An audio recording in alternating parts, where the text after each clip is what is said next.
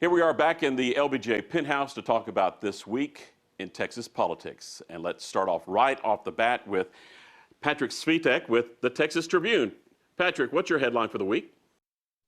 My headline for the week is about politics. It's about some of the uncertain questions that we still have about this 2020 primary, and redistricting, I think, is adding a new element of uncertainty, or an element of uncertainty that we don't normally have during this period. Gromer Jeffers, Dallas Morning News. What's your headline for the week? My headline is similar. It said the filing period is underway and both parties are putting together their nominees for the general election, an important 2022 midterm. Eleanor Dearman with Fort Worth Star-Telegram. What's your headline for the week? Yeah, I'm going to go with books in Texas schools. It's been a lot of conversation about that in recent weeks in Texas. And Brian Smith with St. Edward's University. Brian, what's your headline? Things are quiet, almost too quiet. Yeah, and here it comes back up. All right, let's get into it. The week began with Governor Greg Abbott jumping into the great school book investigation, allegations that there is pornography in the schools. Eleanor, you touched on this. Is this, in your opinion, a real investigation, or is this just more campaigning? I think, you have some teacher groups pushing back against that idea that, this is a problem, suggesting it's more of, a political point, especially as, like you mentioned, candidate filing is opening up. And so we're really going to have primary season start ramping up. But it seems like every Republican candidate in Texas, well, not every, but many of them, have their own little book investigation going on. So it's a weird time because that is an issue that some GOP candidates believe that they can get traction on.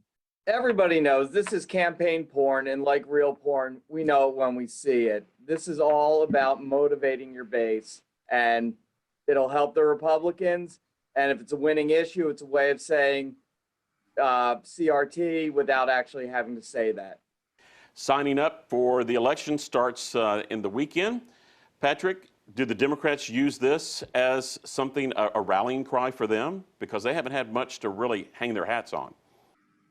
Yeah, the big question, obviously, for the Democrats is how are they going to fill out their statewide slate? They have candidates, prominently running for lieutenant governor, for attorney general, but they still need a big candidate for governor. Obviously, Beto O'Rourke is widely expected to run for that position. It's just not really a question of if now, it's a matter of when. Gromer, Beto O'Rourke does have some baggage with him from previous elections in regards to things that just don't play well in Texas. Does this open the door for an independent candidate? I don't think so. It's tough running as an independent in Texas, but you're right. Beto O'Rourke does have to address concerns that he's, quote, too liberal for Texas, specifically the gun issue. But ticket-wide, as Patrick mentioned, Democrats have to round out a statewide ticket. They also have to be concerned about the diversity of that ticket. This is a party that really depends on Latino voters, Black voters to be the engine of their turnout in many ways. Eleanor, the other big hot race that's going on is the Attorney General's race, and we've got a big unknown or a big question mark with a East Texas Congressman, Louis Gohmert, saying, yeah, I'm going to run. Well, maybe not. I'm exploring. And there was a lot of confusion this week in regards to what will he do. Do we still just not know what he's going to do with the AG's race? I think we're waiting to see. I mean, I know he's trying to get some fundraising in. If you look at his website, it's still kind of categorized as an exploratory bid. So I think it's kind of waiting to see whether or not he throws his hat into what is already a crowded Republican primary race.